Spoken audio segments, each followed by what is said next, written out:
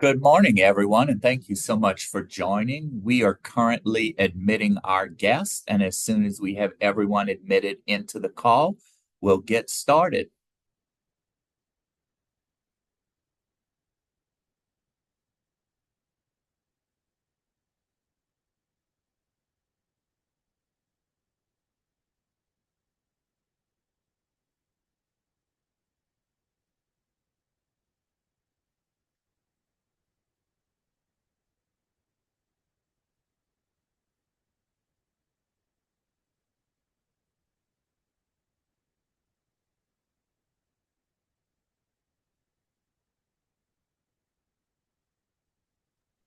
Good morning and happy May 19th. I know that many of you are involved with exciting graduations, band concerts, award ceremonies, etc. And it's such a busy time of the year. So we are very thankful that you all have chosen to spend a little bit time with us in educator talent and workforce development, specifically certification and credentialing. Let's go ahead and get started for today. As we always do, we like to take time just to share progress. Obviously, serving you all is our top priority, and the certification and credentialing teams have just continued to do amazing work in supporting you. You can see the April metrics here. The team processed over 2,500, nearly 2,600 applications, and nearly 100% of those applications were processed within 15 business days, noting that the average processing time is 6.5 business days. We also answered nearly 1,100 questions, and the specialists have answered those in less than a business day. Kudos to the amazing team, many who are on this call today. So, publicly taking the opportunity to thank all of our specialists for your hard work and diligence in supporting the field. Just wanted to share with you that we currently have less than 550 applications in our queue, which is one of the smallest numbers that we've seen going into peak season. We know that all of you are going to start inundating us as we prepare for the next school year. But just so happy to share such amazing results with you and just to reassure you that our team is committed to serving you expeditiously. We also wanted to just update you on some changes with office hours. We're making this change for several reasons. Number one, summer is coming up. Teacher Leader Summit, as you all know, is fast approaching. So we're making this change really so that we can continue to serve you through office hours, but also take an opportunity to really stay focused on processing applications at the rate that we're currently processing those cases in. So the week of June 2nd through 6th, office hours will be held on Monday and Tuesday only. And you can see the times that they'll be held down at the chart below on Monday 9 to 10 and Tuesday 3 to 4. The week of June 9th through 13th, we will not hold any Zoom office hours because we will be holding office hours in person at Teacher Leader Summit. Similarly to last year, when the sessions are released to you all, there will be a pick time offering that you or educators can actually schedule office hours in person with the amazing specialists that we have on our team. They will be ready, willing, and able to serve you during Teacher Leader Summit. And then the week of June 16th through the 20th, office hours will be held on Wednesday and Thursday only. And you can see the times listed down below on the table. For the months of July and August, we're reducing the number of time slots. And again, that is because we want to continue to process applications in a quick and timely manner so you can have certified educators in your classrooms for the start of the school year. And Ms. Bell, as I'm thinking through this, I know you'll cover some metrics later, but it'd be good for us to continue to share the amazing work of the credentialing team at the opening of the call, in addition to the amazing work of our certification specialists. So at this time, I believe I'll turn it over to you, Ms. Bell, for an update on credentialing. Dr. Draper, and if I may, for the week of June 2nd through 6th, where office hours are held on Monday and Tuesday, those are normal processing times. So we'll have both slots on Monday morning and Monday afternoon, and then Tuesday morning and Tuesday afternoon. Same for June 16th through 20th. And the reason being is because June 2nd through 6th, of course, is the week before Teacher Leader. So office hours Monday and Tuesday as normal. We wanted to give our team a little bit of time in preparation to try to clear out as much as we can in anticipation of being down in New Orleans. And then similarly, the week after Teacher Leader, we wanted to give our staff a few days of a breathing room to try to catch up from all the times that we were away at Teacher Leader. So that Monday and Tuesday, no office hours, but Wednesday and Thursday will remain as the same, both morning and afternoon, 9 and 3 on Wednesday and 9 and 3 on Thursday. The chart below is essentially all for the whole month of July and August. So we're reducing it just by one time slot per day on Tuesday and Wednesday. Again, just in anticipation of the rollout of LEC and all of the other, things that we have going on this summer. And with that, I will turn it over to you, Ms. Bell. I think we have a slide on policy updates first with Mr. Britt Colin. Oh, that's actually me. I'll take that. And so this is the pathways to teaching. This is actually something that we have shared in the last couple of slide decks for the months. We were actually hoping that by this time we could share the good news. So we actually worked alongside multiple members of our team and multiple members of the department to create a podcast that basically takes the pathways to teaching document and turned it into a conversation where it goes through each one of the pathways, from traditional pathways, alternate, out of state, TEP, essentially all of the pathways that an educator can pursue in relation to becoming certified in Louisiana. While the podcast has been created and approved, it has not been posted to the Department of Ed's site right now. Again, we were hoping that our communication team would have the ability to post it before this call. Just inundated with all these requests from teacher leaders, so unfortunately we were not able to post it. But as soon as it is posted, either to the LDOB website, Teach Louisiana website, or both, we will certainly share that out. We think it's a really cool tool. We've worked really, really hard on this.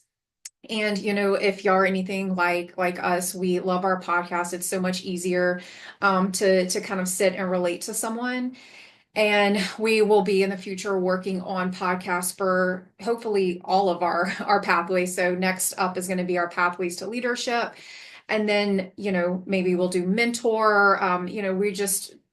We're hoping that we can be able to make podcasts for all of the different work and initiatives, both on our team and then the department as a department wide. And so, but just did want to still keep the two static PDFs on here that you can reference. You can reference in giving it to educators that are interested in pursuing both leadership and teaching. And then with that, I actually will turn it over to Ms. Bell this time. Thanks, Ms. Norman. Yeah, as Rachel mentioned earlier, we have updated teachlouisiana.net with a link well, a placeholder for that link for the podcast. So you should see that now. If you go to our website and click on certification, you'll see where it will be posted when they give us the go live from the communications office. So as far as the background credentialing team, we have between January 1st and May 12th, we've granted 6,629 clear credentials, which means that we've received and reviewed that many CBCs for certification under our service code for individuals who are seeking renewal, seeking issuance, advancement, or modification where there were no disqualifying convictions. So using frequently asked questions and inquiries from you, we have created resources that can be used to support your work when communicating with your employees or teacher candidates regarding the criminal background check. So I've linked those resources here. That first link is a document that explains the rationale why a CBC is required for certification, aside from the fact that it's state law. The second link is a document that explains what the clear credential means. It's not a certificate, but rather an indicator that one has been cleared for certification, cleared to fulfill the educational requirements for certification. A lot of folks have emailed and sent questions about that. So we created a document that clearly outlines and explains that it is not a certificate. Then there we have the educator fingerprinting packet. Most of you are already familiar with it. That's where you'll find the enrollment link to schedule fingerprinting and that service code. So important to use that if you want us to receive the CBC. We have noticed lately that some individuals have been fingerprinted multiple times under our service code. So in talking with those teachers and teacher candidates, they've expressed to us that they misunderstood they needed to get fingerprinted for certification and separately for employment. So if you all could help us communicate that very clearly, the service code for certification is different from the one that you all use if you send them for background checks for employment. And then finally, that last link in the bulleted list is a reference document outlining reasons why a certificate may be denied, suspended, or revoked, and the process by which one could pursue a reinstatement where allowable in law from BESI. One thing, if you are not seeing a clear credential for an individual when verifying their records on teachlouisiana.net, and at least 3 weeks has passed since they went to be fingerprinted under our service code, just email my team at educatorclearance@la.gov with any of the details, and we can investigate and find out maybe it was issued under a different name, social error, something of that sort. Let us know. We're here to help support you in that way. Educatorclearance@la.gov. And I think that concludes the background credentialing updates today. Thanks, Paula. Go ahead. Yeah, thanks. So we'll spend a few minutes going over the Louisiana Educator Certification Portal. So as we had mentioned in the last call, with the anticipated launch of LEC, the Louisiana Educator Certification Portal, we are making a few changes, particularly to the practitioner license application. So on the intent to employ, which again is filled out by HR, so many of you on this call. So we are now going to be requiring the assigned mentor's name, and either a copy of their mentor credential or certificate that shows that authorized endorsement. Or if that educator or that mentor received a waiver, we would ask for a verification of the waiver be included. Also, a request to change the provider or the program area can also be made on the initial PL application with verification of an upload of a withdrawal letter from the educator's previous provider or certification area. And then the last change for the PL application is a request to change the program type with the same provider and area can also be requested on the PL renewal application. We have heard from a few individuals about the potential intent to employ. And the reasons for us doing this is that right now, we only ask for verification at the time of either renewal or issuance of that level certificate. And what we are finding out is that either that mentor did not hold the appropriate credential or endorsement, or did not receive that waiver. And it does have a negative impact, unfortunately, on the educator, and it impedes their ability to either advance to the level 1 or renew the PL. So then that is requiring that educator to have to appeal to the Teacher Certification Appeals Council. And so we're just trying to put it on the front end to ensure that this won't be an issue and have any type of impediment for that educator. And then similar to the resident, or similar to the practitioner license, the changes to the resident is we are now going to require verification of the hosting school system. So that's going to be added, similar to the intent to employ. That should be, again, completed by the HR office. That will also, similar to the PL application and the intent to employ, we will also require the assigned classroom-based mentor's name, a copy of their credential that shows either the endorsement or a waiver if that mentor, that school system did receive that waiver. Similar to the PL, also, we will now be requiring a plan of study that will be included with the resident application. It just needs to include the educator's name and the program that they're enrolled in, and of course, the certification area. And then any applicant that is electing to do to be enrolled in an alternate certification program, but holding the R, we will now require verification of the same program requirements and admission requirements that we require with the PL. So that's going to be official undergraduate transcripts, verification of the praxis. The transcripts, of course, will also allow us to view that that GPA. And so both with the PL and the resident application, again, these changes we're not asking that they be made in the new portal that we have now, but we're only going to be requiring them with the implementation of LEC. And with that, I will actually turn it over to Ms. Lana Hutchinson. She's going to start talking through our implementation process, when we're going to begin alpha and beta testing, and all things relative to LEC. Good morning, everyone. We are super excited. We're getting close on actually being able to implement the new online certification process. We are really looking forward to a lot of the features being implemented. We'll give you a lot more ability to view your certification, your certified educators, and to manage the process of application. We are currently tentatively planning to begin implementation right after Teacher Leader. So the week following Teacher Leader Summit, we intend to start alpha testing. If you volunteer to participate in testing, we will be reaching out within the next couple of weeks to start getting that set up and communicate more about what the testing looks like, what we'll need from you. That first alpha group will be very, very small, very likely just 1 or 2 HR persons, 1 or 2 preparation providers, just so we can make sure that everything is working when we start involving external folks the way it does in our internal testing. And assuming that alpha goes well, we'll run that for about 2 weeks, probably about a week of testing, and then a week of taking the feedback from that testing and making whatever minor tweaks need to happen. Then we plan to move to the beta testing around July 7th.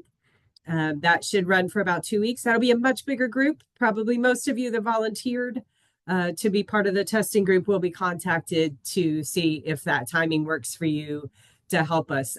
Beta testing's goal is to kind of stress and test the system and make sure that it's all working as we anticipate.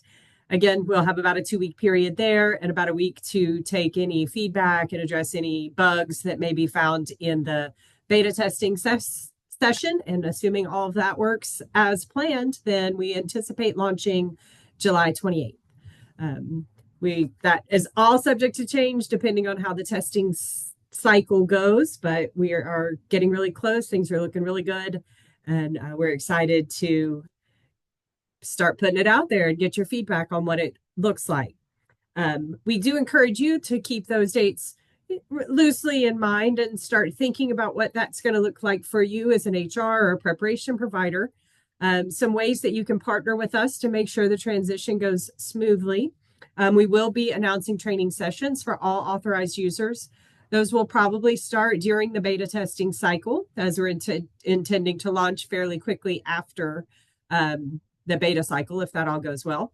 So be looking out for any future announcements about when those will be. There'll be Zoom meetings like this. We are hopeful the system is intuitive enough that even if you're unable to attend training, that with like a quick start guide, that you'll be able to jump in and start using all the great new features. But we will offer some sessions for training on that as well. And then we wanted to go ahead and let you know that once we do go live with the new system, there will be a very short window where both the current system submitting the PDF applications through Teach LA Live and then the new LEX system will both be active. We do want to give you a little window to kind of clear your desk of any PDFs that were already kind of in process at the time of launch, but we'll be, from a technical perspective, we will be unable to leave both systems running at the same time for very long. We're anticipating about 2 weeks to clear any backlog of the PDF applications before all applications will need to go through the LEX system.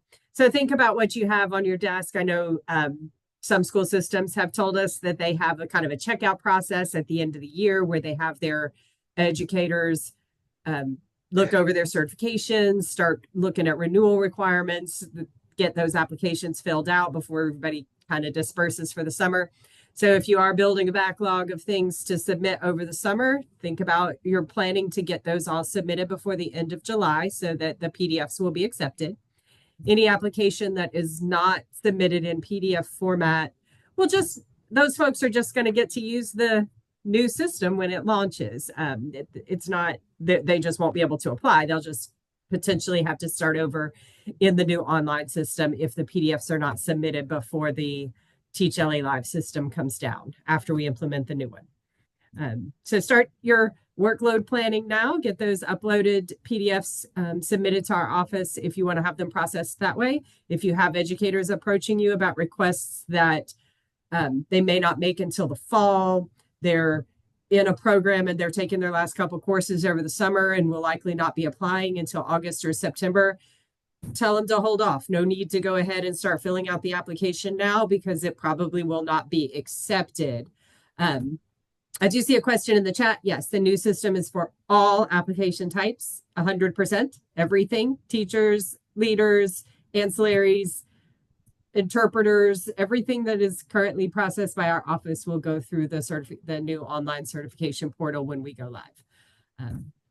So it's a very exciting time. We're looking forward to introducing you to all the new features, streamlining the process, auto routing, get you away from having to collect so many documents from your educators. The portal's going to allow them to upload a lot of their stuff directly to the application so that you'll just need to do your verification pieces and review what they uploaded.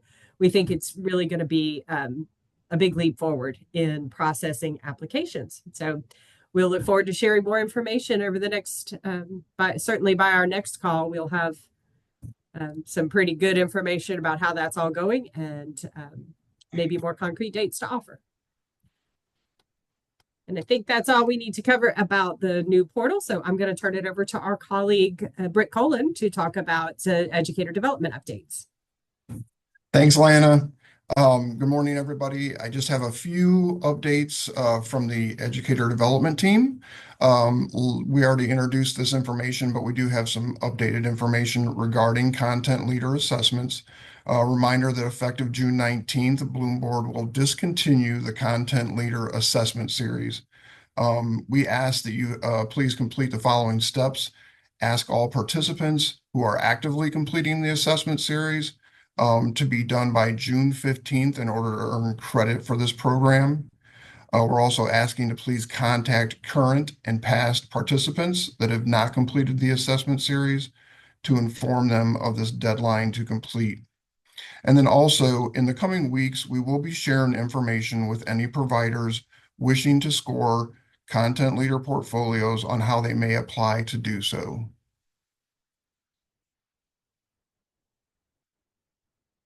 Mentor teacher assessments, again, effective June 19th, Bloom Board will pause the mentor teacher assessment series for updates.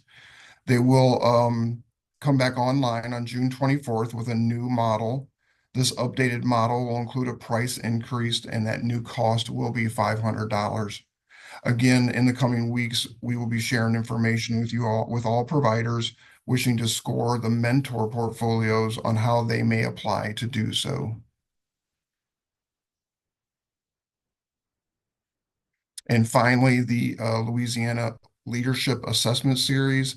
Again, effective on June 19th, Bloom Board will discontinue the Louisiana Leadership Assessment Series.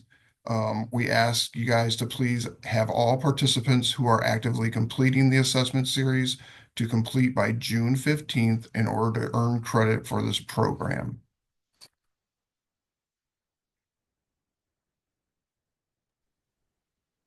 Britt, we do have a couple questions in the portal that I think you or someone from your team may be able to address.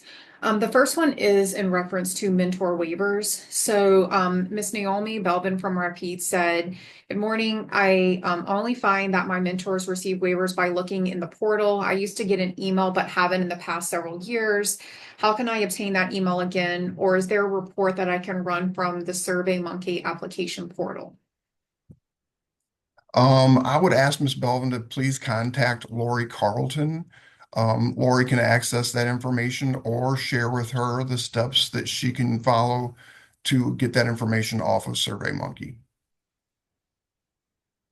Okay, and then the last one, will anyone with current access to Mentor continue to access their Bloom board after June 24th? From our understanding, they will not.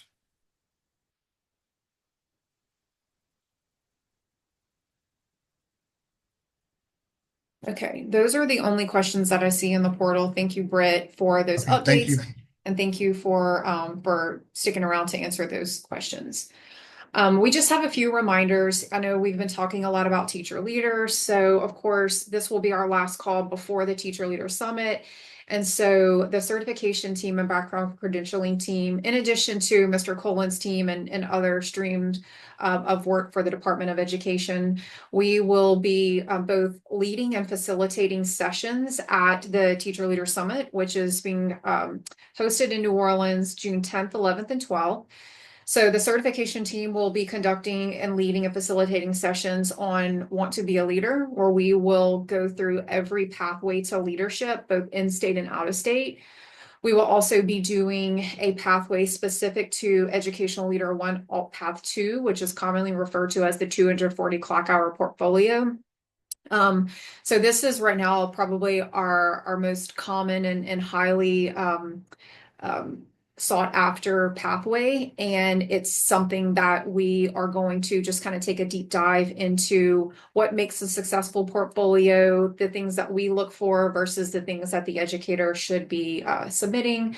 We'll also take a deep dive into the newly adopted Bulletin 146 that covers all of the performance expectations.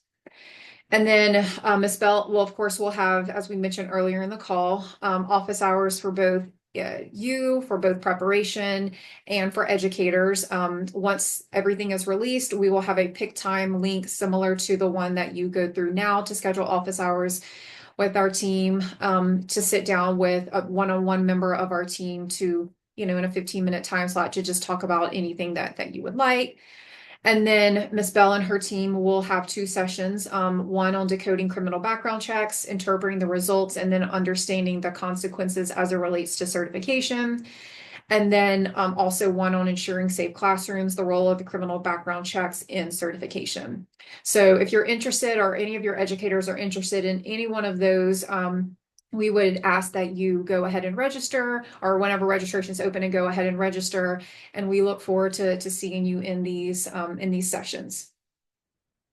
Of course, this is an overview of our next two monthly calls that will cap out the 24-25 school year. We will be, of course, putting the new calls for the upcoming, crazy to say, 25-26 school year. And then just, of course, dates of important supports and resources. We have tomorrow the assessment and accountability call, which is linked there. It will take you straight to the Zoom. Memorial Day, so next Monday, of course, we will recognize Memorial Day, so therefore the state offices will be closed. That Wednesday is the preparation provider monthly call. Again, you could click on that and it'll take you straight to that Zoom link. And then, as we've mentioned, June 10th, 11th, and 12th is Teacher Leader Summit. So we look forward to hopefully seeing y'all either at the summit or in some of our sessions.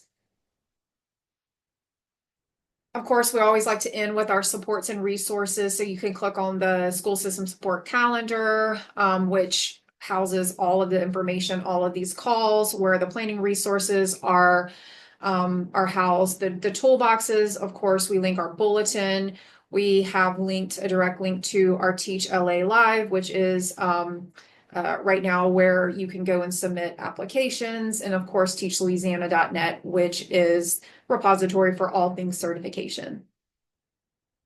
And that is all the information we have for y'all today. I know it was a little bit of a short call. So we, both members of the certification team, background credentialing team, and then Britt's team will stick around and answer any questions that you may want to put in the chat, or feel free to come off of a mute and ask, but we'll be here to answer.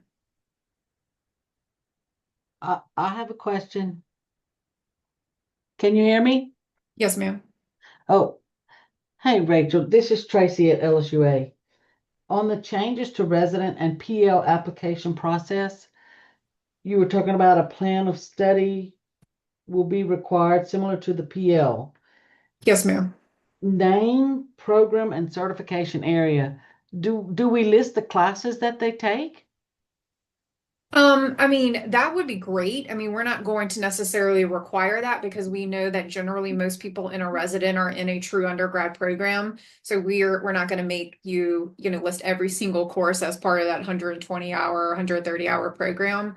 But I mean, you certainly can. But the main things that we're going to be asking for is, of course, the university name, the educator, and then the educator's full name, and then the program or program area, whether it's PK to 3 or integrated submerged or a secondary area. We just want to make sure that that is all captured on that plan so that when we issue the R, we are issuing it in alignment with the program that educator is being prepared for, and then also the program area that individual will be recommended in. Because one of the policy requirements is that the pre-service certificate, the PLR, has to match the level certificate. Yes. Oh, okay. So we don't have to list all the classes from freshman to senior. No, ma'am. I mean, if you certainly want to, you can. We're not going to reject it if you have it or don't have it. But the main thing is that you have those things that were mentioned: the name, the university, and then the program area or areas. Gotcha. Thank you. Yes, ma'am. I would also interject, if you are going to list, many universities consider when the teacher candidate enters into the College of Education as their teacher prep. So if you wanted to list that portion of the program, that would be super helpful to ensure that reading is covered, literacy is covered, residency is covered, and that you could use that plan of study as a way to communicate with that teacher candidate expectations. So that may just a suggestion if you do decide to list those undergrad programs. Yep, that's a good suggestion, Paula.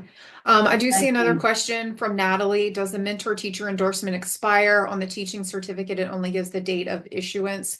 So no, ma'am. An endorsement is always tied to the validity of a certificate, meaning that it will always have the validity of a certificate. So if that certificate is valid, any endorsement or endorsements that educator has will remain active and valid. But the date of expiration is when those endorsements also expire.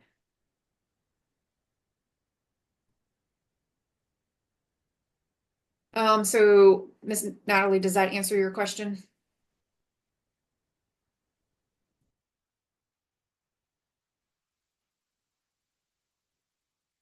Okay, I'll go ahead and move on to the next question.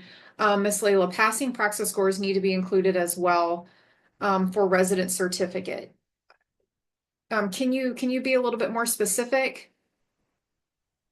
Yes, I know for practitioner's license, we include the praxis, the passing praxis scores of the applicant in their content area. So that needs to be done as well for the resident teachers. So for initial resident issuance, a praxis is not required. It is required if that educator is looking to renew. And so if when applying for the resident, you're able to confirm via Teach Louisiana, because that's where we pull that. So if you see a score as passed or not passed, or any score reflected in Teach Louisiana, then we should be able to see it. So if you see it online, no need to duplicate it with the application packet. Okay, thank you. Yes, ma'am. So Rebecca Campbell says, what do we do if a PL applicant is not coming back next year? Rebecca, I'm assuming you're referring to a educator withdrawing from your teacher prep provider. Is that correct?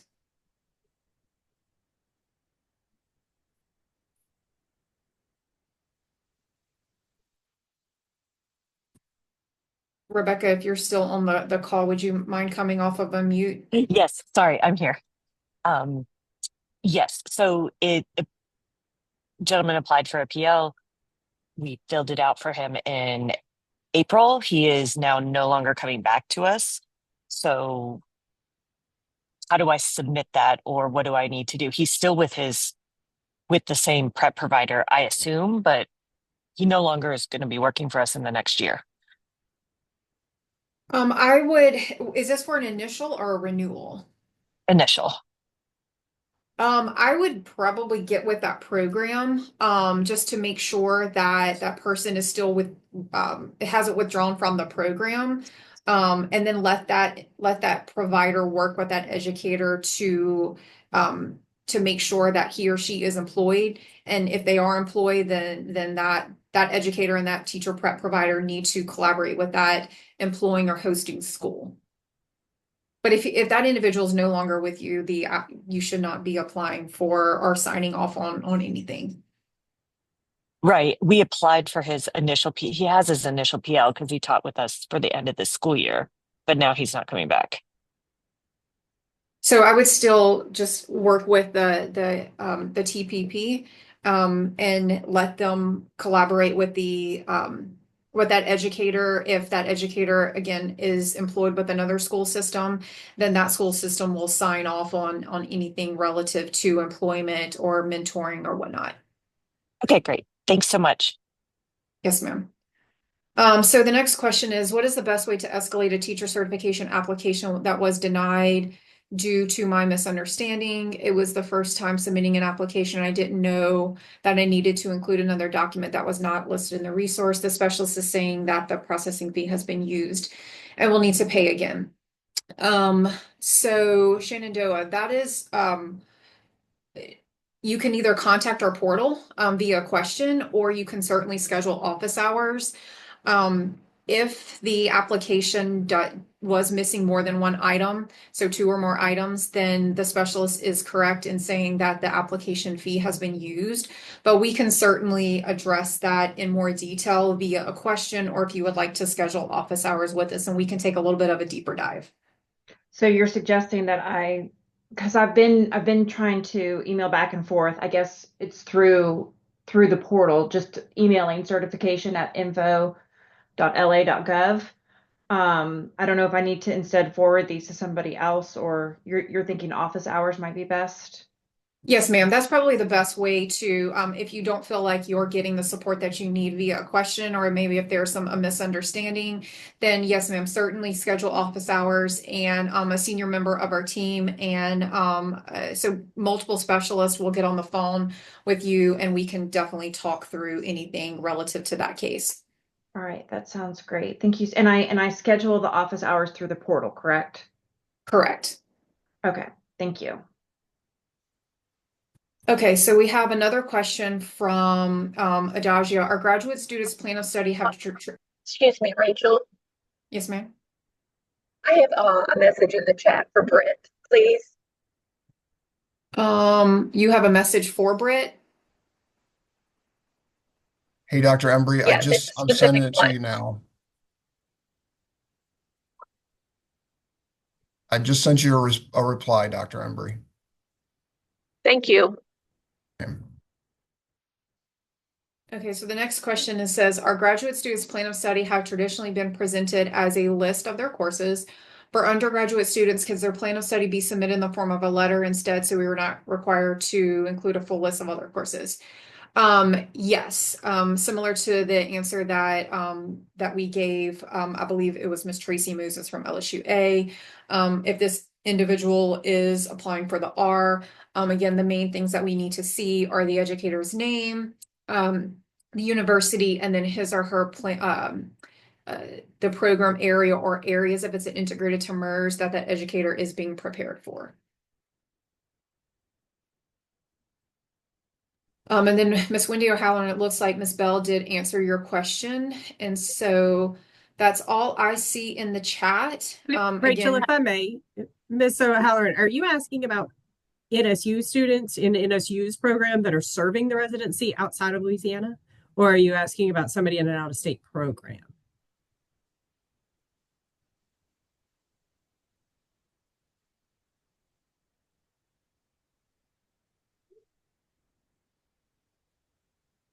Miss Wendy, if you're still on the call, would you mind coming off of mute? I was asking for our residents who are doing residency as an undergrad in Texas. And so the new requirement is to do that teacher license and that mentor teacher waiver, which is, you know, relatively easy here in the state of Louisiana because all of our HR people are aware of that. But Texas, they're not required to have that. So in the new application system, when this requirement is launched with the new applications, there will be an option on the resident certificate application to confirm that the residency is being served out of state, in which case it will not require verification from the hosting school system. However, the provider will then need to provide with the application verification that the university is authorized to operate in the state where the residency is being served, because that's the requirement in policy for serving out-of-state residencies. Okay, thank you very much. You're welcome. Okay, looks like we have one more question, also from, or a few more, I think they're kind of coming. When on a TEP due to not passing exams, what are the passing scores needed? Is it the regular passing score or the ones on the TEP minimum score? So that's going to depend on the type of TEP pathway. There's a program completer lacking exams that has to be within 10%. An educator has to have passed within 10% on the exams. In the TEP packet, we actually have a link that takes you to a separate praxis where we actually do the math for you, so you can see those scores as they are within 10%. There are also, I believe, either the master's or the bachelor's pathway requires, I believe it's the bachelor's pathway, requires a passing score on the content. So there is no within 10% with that pathway. I came off of, so I do have a question. So I have a young man who is on a TEP and it's because of exams. So he just got his scores back, and according to the worksheet that shows the 10% where you guys did it, temporary employment permit via the teacher preparation program, guidance, that score shows that he passed, but I'm not for sure, but I guess I'll have to set up a call to make sure that we're Yes, that's exactly what I was going to suggest. This is Okay. again a perfect example of what we could and would discuss in office hours. So Okay. just be sure to include, of course, the educator's name, Okay. his or her certificate, so that way we can pull up all that information relative to him, his employment, all his exams, and everything. Got you. I appreciate you. Thank you. Let's see. Where can I find updates to Bulletin 130? Is there a place that denotes revisions? All of the policies are posted, are all the policies 1746, 130. Those are all on the Bessie website. If you go to the Bessie website, there is a place that says policies, and you can go on there and it'll actually list every bulletin by the Department of Education. All of our bulletins, us preparation, those are all listed together, so you should be able to link it there. Oh, well, and look, Lana even did the work for you, so you can go straight to the website in the chat. It looks like Belinda was going back and forth with Paula, so that's good. So I believe that those are all the questions that we have. Again, we're happy to stay on for a little bit to answer any other questions. So if you don't have any questions, feel free to drop off. And again, hopefully we will see you in a couple weeks at Teacher Leader. Otherwise, we will stay on for about 2 more minutes and we can wrap up any questions that y'all have. Thank you.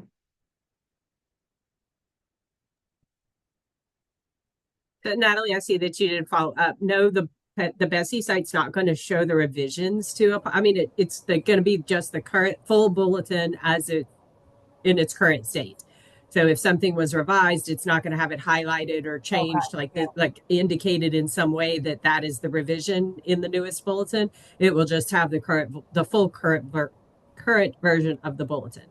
That's yeah. I thank you Yeah. so much. I have the Bessie website. I know how to pull the bulletin. I just didn't know if I was missing something where it might like highlight or note any revisions that, but I appreciate that. Thank you so much, Ms. Hutchinson. It's a little convoluted to pull the revision documents. They can be found either in the Louisiana Register or on Bessie Board Docs, but it's a little tough to do that. What we use internally a lot of times when we get an updated bulletin is we use Word's compare feature to compare the two documents, and then that will highlight it for us. But again, that's kind of depending on your technical skills and your ability to do that. That's one suggestion. I thank you so much. That's a great suggestion. If I can't do it, I'll find somebody that can help me. Thank you. Y'all have a great week. You too. So before I end the chat, Paula, it looks like Belinda has a response that the SSN is not on her ETS report. Thank you for helping me to look for that. Yeah, if they don't register for the exam using their social security number, then there's no way for us to tie it to the certification record. So if you don't see it on the site, you would have the teacher candidate provide you the hard copy or your copy of the score report to be included with the certification application packet. Thank you so much.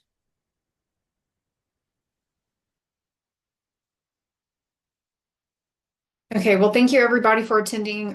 Thanks to all the members of the Department of Education for sticking around to help monitor the chat and answer questions.